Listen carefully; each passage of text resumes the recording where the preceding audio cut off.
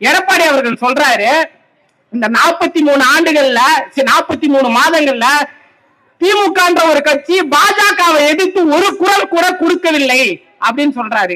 இது எவ்வளவு கேலி கூத்தா இருக்குது. அங்க போயிட்டு கலைஞர் அவர்களை பத்தி ஏதாவது தெரிஞ்சுக்கலாம். குறிப்பா பேசி பேசி வென்ற இயக்கன்றாங்களே, அப்படி என்னதான் பேசி பண்ணாங்கன்றதை நான் தெரிஞ்சுக்கணும். அதுல இருந்து இந்தியாவிலேயே முதலாக ஒரு மாநில கட்சி ஆட்சியை பிடித்ததென்றால் அந்த கட்சி திராவிட முன்னேற்ற கழகம். அந்த பெருமைக்கெல்லாம் காரணம் என்ன?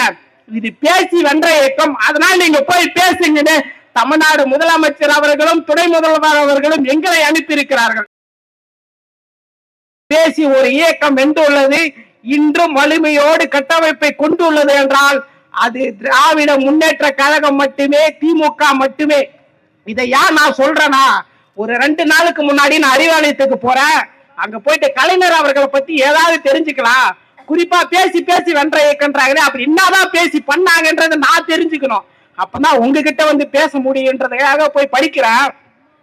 அப்ப முத்தமிழர் கலைஞர் அவர்கள் செய்த ஒரு தியாகம் இப்ப என் கண்ணில் வருகின்ற கண்ணீரை போல என் கண்ணீர் வட வைக்கின்றது. அது என்னன்னா, முத்தமிழர் கலைஞர் அவர்கள் சிறு வயதுல இருக்கும் போது அவங்க அப்பா உடம்பு சரியில்லாம இருக்கிறாரு, இறக்கம் தருவாயில இருக்கிறாரு. அப்ப அவங்க அப்பாவை பார்க்க குடும்பத்துல இருக்க தாய்மார்கள் உறவினர்கள் எல்லாரும் வந்திருக்காங்க. அவங்க அப்பாவை கடைசி நிமிடம் பார்க்க இருக்கிறாங்க. அப்ப அவங்க குடும்பத்துல இருக்க ஒருத்தர் சொல்றாரு, அருகில இருக்கக்கூடிய ஒரு முக்கியமான சித்த வைத்தியர் இருக்கிறாருப்பா, அவரை போய் நீ கூப்பிட்டு வா. அவரு கூப்பிட்டு வந்தாருன்னா அப்பா இன்னும் கொஞ்சம் நாட்கள் இருப்பாரு, நீ போய் கூப்பிட்டு வான்னு சொல்லி அனுப்புறாங்க. முத்தமிழர் கலைஞர் அந்த சித்த வைத்தியரை பார்க்க ஓடி போறாரு. ஓடி போய் அவர் அந்த சித்த வைத்தியரை அடைக்க போகிற இடத்த அந்த வைத்தியர் ஒரு மேடையில பேசிட்டு இருக்காரு. கலைஞர் அவர்களை பார்த்த உடனே என் அன்பு தம்பி கலைஞர் அவர்கள் இப்போது சிறப்புரையாற்றுவார் என்று சொல்கிறார். அப்பொழுது தன் தந்தை இறக்கம் தருவாயில் இருப்பதை கூட மறந்து மேடையில் ஏறி முத்தமிழறிஞர் கலைஞர் அவர்கள் பேச ஆரம்பிக்கிறார். பேசிக்கொண்டே இருக்கிறார். பேசும் வழியில் இடையில் ஒரு வெள்ளை சீட்டு தரப்படுகிறது. அந்த வெள்ளை சீட்டிலே என்ன இருக்கிறது என்றால், தந்தை இறந்து விட்டார் என்று இருக்கிறது. தன் தந்தை இறந்த போதும் கூட ஒருவர் பேசி இருக்கிறார் என்றால் அது முத்தமிழர் கலைஞர் அவர்கள் தான். அவர் தன் தந்தை இறந்த போது மட்டும் பேசவில்லை, தான் இறக்கும் தருவாயில் வரை பேசியிருக்கிறார். அதனால்தான் இந்த திராவிட முன்னேற்ற கழகம் 75 ஆண்டுகளை தாண்டி மிக வலிமையாக இந்த தமிழ்நாடு முழுக்க தாண்டி இந்தியா முழுக்க பேசக்கூடிய ஒரு கட்சியாக இருக்கின்றது. 1967 கட்சி தொடங்குறாங்க, 1949 கட்சி தொடங்குறாங்க. அதிலிருந்து இந்தியாவிலேயே முதலாக ஒரு மாநில கட்சி ஆட்சியை பிடித்ததென்றால் அந்த கட்சி திராவிட முன்னேற்ற கழகம். அந்த பெருமைக்கெல்லாம் காரணம் என்ன? இது பேசி வென்ற இயக்கம். அதனால் நீங்க போய் பேசுங்கன்னு தமிழ்நாடு முதலமைச்சர் அவர்களும் துணை முதல்வர் அவர்களும் எங்களை அனுப்பியிருக்கிறார்கள். திராவிட மாடல் சாதனைகளை பத்தி என் முன் பேசிய கழக பேச்சாளர்கள் அவர்கள் சொன்னார்கள். அதை நானும் சொல்லுவேன், அடிக்கடுக்காக சொல்லுவேன். காரணம் என்றால், இங்கே அலைகடலான திரண்டிருக்கின்ற எங்கள் தாய்மார்களை பார்க்கும் போதே தெரிகின்றது, இவர்கள் ஒவ்வொருவரும் திமுகவால் பயனடைந்தவர்கள் என்று நமக்கு மிக சரியாக தெரிய வருகிறது. ஆனால் சிலர்கள் கண்ணை கட்டி கொண்டிருப்பார்கள், சில காதை மூடிக்கொண்டிருப்பார்கள். திமுக என்ன திட்டங்கள் செய்தாலும் அதை கண்டு கொள்ளாமல் இருப்பார்கள். அவர்கள் தான் சொல்லுவாங்க, இந்த 43 மாத ஆட்சியில் ஒன்றும் நடக்கவில்லை என்று சொல்வார்கள். இதை நான் ஏன் சொல்கிறேன் என்றால், இன்று மாலை எடப்பாடி பழனிசாமி ஒரு கிறிஸ்துவ விழாவில் போய் கலந்துக்கிறாரு. அங்க கேக் வெட்டி சாப்பிட்டுட்டு இருக்கும் போது அப்ப சொல்றாரு, 43 மாதங்கள்ல திமுக ஒண்ணுமே பண்ணல, நாங்க தான் ஆட்சியில இருக்கும்போது சிறப்பான ஒரு ஆட்சியை கொடுத்தோம் அப்படின்னு சொல்றாரு. நாங்க அதுக்கு அடுத்து அவர் என்னதான் சொல்றாரு அப்படின்னு பார்க்கும்போது, எடப்பாடி அவர்கள் சொல்றாரு, இந்த 43 ஆண்டுகள்ல 43 மாதங்கள்ல திமுக ஒரு கட்சி பாஜகவை எதிர்த்து ஒரு குரல் கூட கொடுக்கவில்லை அப்படின்னு சொல்றாரு. இது எவ்வளவு கேலி கூத்தா இருக்குது. எடப்பாடி பழனிசாமி அவர்கள் சரியான ஆளுமை இல்லாததால ஆட்சியை தான் இழந்தாரு.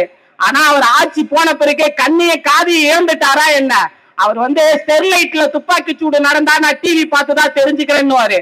அப்படிப்பட்ட ஒரு எதிர்கட்சி தலைவருக்கான தகுதியே இல்லாத எடப்பாடி பழனிசாமி அவர்கள் என்ன சொல்றாருன்னா, 43 மாதங்கள்ல திமுக எந்த ஒரு எதிர்ப்புமே தெரிவிக்கலையா. எங்கள் துணை முதலமைச்சர் அவர்கள் நிவாரண நிதி கொடுக்காததால் உங்க அப்பா வீட்டு காசு நீ கொடுக்க போறேன்னு கேட்டது எடப்பாடி பழனிசாமி அவர்கள் பார்க்கவில்லையா? சென்னை மேம்பாடு திட்டங்கள் மெட்ரோ 2.0க்காக எங்கள் தமிழ்நாடு முதலமைச்சர் அவர்கள் வலியுறுத்ததை எடப்பாடி அவர்கள் பார்க்கவில்லையா? நீட் தேர்விற்காக 50 லட்சம் கையெழுத்துக்களை வாங்கி இங்கிருந்து அனுப்பினோமே அதை எடப்பாடி அவர்கள் பார்க்கவில்லையா? இப்படி அடுக்கடுக்காக நாங்கள் செய்த அனைத்தையும் விட்டுவிட்டு நாங்கள் எதையுமே செய்யவில்லை. திமுக என்ன செய்தது என்று வாய் கூசாமல் பேசுகிறாரே எடப்பாடி. எடப்பாடி அவர்களே, உங்களுக்கு நான் ஒரு நேரடி சவால் விடுகிறேன். நீங்கள் வாருங்கள், உங்களோடு நான் ஒரு கேள்வியை கேட்கிறேன். உங்களோடு பேச எங்கள் தமிழ்நாடு முதலமைச்சர் வேண்டாம், துணை முதல்வர் வேண்டாம், ஆளும் அமைச்சர்கள் வேண்டாம், நாடாளுமன்ற உறுப்பினர்கள் வேண்டாம், சட்டமன்ற உறுப்பினர்கள் வேண்டாம், இங்கே மேடையில் அமர்ந்திருக்கின்ற மிக பெரும் ஆளுமைகள் வேண்டாம். இந்த கழகத்தோட இளம் கழக பேச்சாளர் நான் கேட்கிறேன், எடப்பாடி அவர்களே, நான் கேட்கிறேன், நீ யார் கூட பேச தயாரா? நான் கேட்கின்ற ஒரு கேள்விக்கு எடப்பாடி அவர்கள் பதில் சொன்னாரே ஆனால் அடுத்த 2026 தேர்தலில் நான் திமுக கொடியை பிடிச்சிட்டு ஒவ்வொரு ஊரா போய் நான் ஓட்டு கேட்கிறேன். ஆனா எனக்கு மிகப்பெரிய நம்பிக்கை இருக்கு. என்னன்னா, எடப்பாடி அவர்களால் என்னுடைய கேள்விக்கு பதில் சொல்ல முடியாது. அதனால் நான் மிகப்பெரிய நம்பிக்கையோடு இருப்பேன். திமுக 2026 வரும். அப்போதும் எடப்பாடி அவர்கள் இந்த மாதிரியான புழுகு மூட்டை வேலைகளை சொல்லிக்கொண்டு இல்லாத ஒன்றை இருப்பது போல காட்டிக்கொண்டு திமுக என்ன செஞ்சாலும் அதற்கு எதிர்வினை ஆற்றுவது போல, ஏன்னா எதிர்கட்சினா எதிர்க்கணும், எது செஞ்சாலும் எதிர்க்கணும்னா அதுக்கு நீங்க எதிர்கட்சியாவே இருக்க வேணாமே. ஒரு எதிர்கட்சி தலைவராக இருக்கக்கூடிய ஒரு குறைந்தபட்ச அந்தஸ்தை கூட பெறாதவர் எடப்பாடி அவர்கள். இத ஒரு பக்கம் விட்டோம்னா அதுக்கப்புறம் பிஜேபி பெஞ்சல் புயல் அப்படின்ற ஒரு புயல் தமிழ்நாடு முழுக்க இருக்கக்கூடிய அந்த வட மாநிலங்கள் எல்லாம் பாதிக்கப்படுது. இதனால கிட்டத்தட்ட 2000க்கும் மேற்பட்ட கோடிகளை நாங்கள் நிவாரண நிதியா கேட்கிறோம்.